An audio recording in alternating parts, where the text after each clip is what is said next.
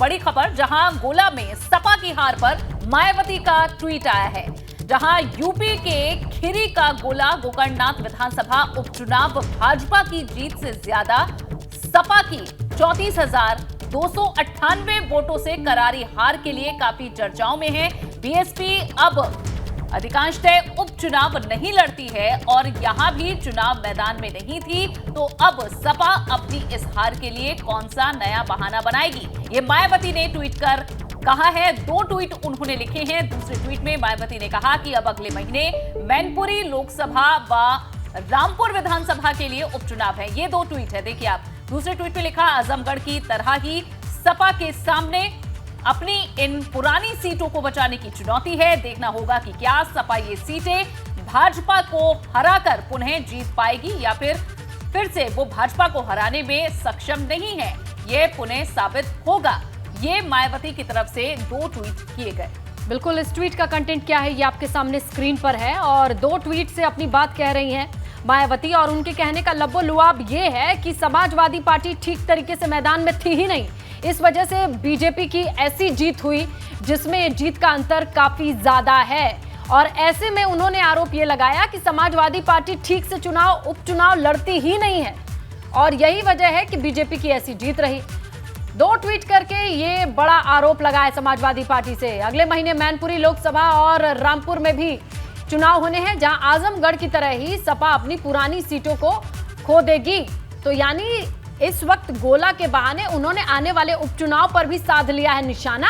और मायावती कहती हैं कि समाजवादी पार्टी ठीक तरीके से उपचुनाव लड़ती ही नहीं है, मैदान में ठीक तरीके से आती ही नहीं है। हमारे सहयोगी अनुभव इस पर ज्यादा जानकारी के साथ मौजूद हैं। अनुभव, मायावती यही कहना चाह रही है उपचुनाव को लेकर के समाजवादी पार्टी के बारे में, क्या उनका निशाना इस अखिलेश यादव के चुनावी दौरे पर ना जाने को लेकर है या कुछ और?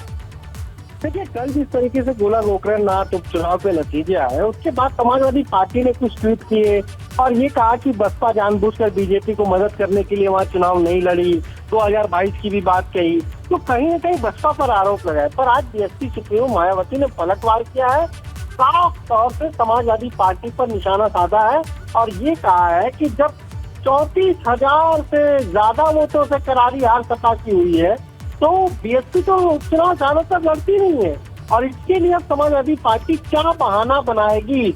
जो सीट वो हार गए, उनका जो मार्जिन है हार का वो बढ़ गया, उसके लिए समाजवादी पार्टी के पास अब क्या बहाना है। साथ ही साथ मायावती ने जो मैनपुरी की सीट पर उपचुनाव होगा मुलायम सिंह यादव के निधन के बाद और आजमगढ़ की सदस्यता रद्द होने के बाद जो रामपुर की सीट पर उपचुनाव होगा, उसको लेकर भी मायावती ने सवाल किया है और समाजवादी पार्टी से ये पूछा है कि कैसे वो बचा पाएगी, क्या वो बचा पाएगी, इसे लग रहा है। तो एक तरीके से अगर आप देखिए तो मायावती ने ये भी संकेत दिए हैं कि शायद ये जो दोनों उपचुनाव हो, क्योंकि लिखा है उन्होंने कि बसपा अधिकांशतः उपचुनाव नहीं लड़ती है और फिर मैनपुरी और रामपुर का जिक्र है, यानी हो सकता है कि बसपा इन उपचुनाव में भी ना उतरे, उसके उम्मीदवार ना उतरे। लेकिन मायावती ने कहीं ना कहीं जिस तरीके से समाजवादी पार्टी पर और अखिलेश यादव पर निशाना साधा है, वो ये बताने के लिए काफी है कि किस तरीके से अब बहुजन समाज पार्टी खासतौर से समाजवादी पार्टी के साथ 2-2 हाथ करने की तैयारी में है। आपने पहले देखा इमरान मसूद ने बसपा ज्वाइन की, उसके बाद किस तरीके से बीएसपी की रणनीति मुस्लिम वोट बैंक पर बढ़ गई है। और मायावती ने कुछ दिन पहले क्या ट्वीट किया था समाजवादी पार्टी को लेकर, ये कहा था कि अगर मुस्लिमों का कोई हितैषी है तो वो बहुजन समाज पार्टी है। और इस ट्वीट के जरिए भी ये साफ किया है बीएसपी सुप्रीमो मायावती ने कि समाजवादी पार्टी बीजेपी को नहीं हरा पाएगी।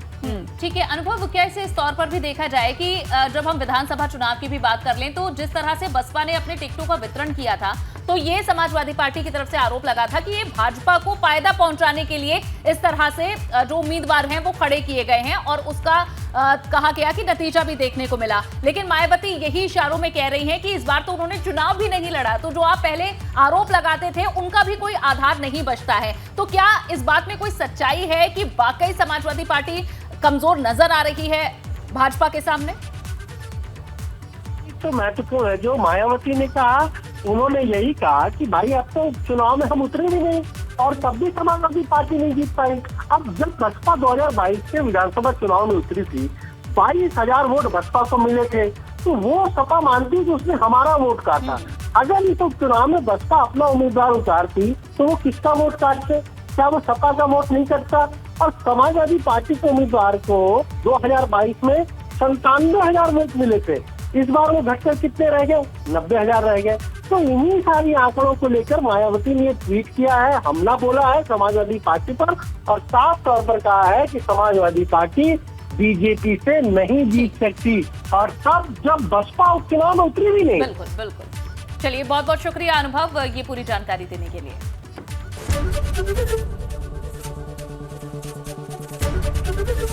एबीपी गंगा, खबर आपकी, जुबान आपकी।